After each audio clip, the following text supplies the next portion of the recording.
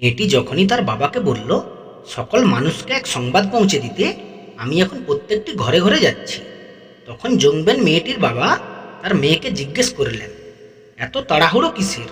তুমি থামো, আর দেবতা কি প্রতিশ্রুতি দিয়েছেন আমাকে বলো। তখন তার বাবাকে মেয়ে জবাব দিল, বাবা, এখন থামার সময় নেই, তোমাকে পরে বলবো।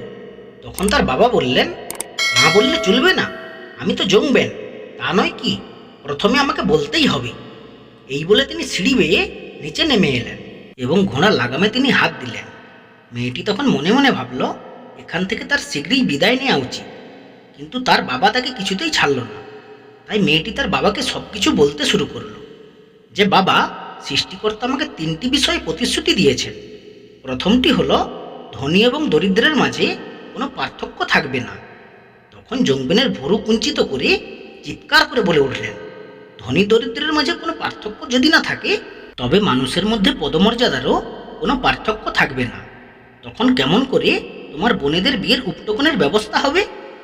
তখন তিনি ঘোড়ার লাগামটিকে আরও শক্ত করে ধরলেন। তারপর তার মেয়েকে বললেন, পরবর্তী বিষয়টা কি? বাবা, পরবর্তী বিষয়টা হলো, জনসাধারণ মানুষেরা রাজকর্মচারীদের দ্বারা অত্যাচারিত হবে না।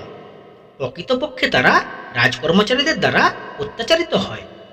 এই শুনে তার কণ্ঠ প্রায় রুদ্ধ হয়ে এল। অতঃপর তিনি জানতে চাইলেন, তৃতীয় প্রতিশ্রুতিটি কী ছিল? তখন তার মেয়ে বলল, বাবা, তৃতীয় প্রতিশ্রুতিটি হলো, এমন একটি ব্যবস্থা হবে যার ফলে হান ভাইদের নিকট আমাদের গরু ভেড়া বিক্রয়ের জন্য আমরা বেইজিং যেতে পারবো। তখন মেয়েটি তার বাবাকে বলল, বাবা, এসব কিছু বাস্তবে পরিণত হলে কি চমৎকার হবে, তাই না? আর এলাকাটা উষ্ণ হবে তার ফলে।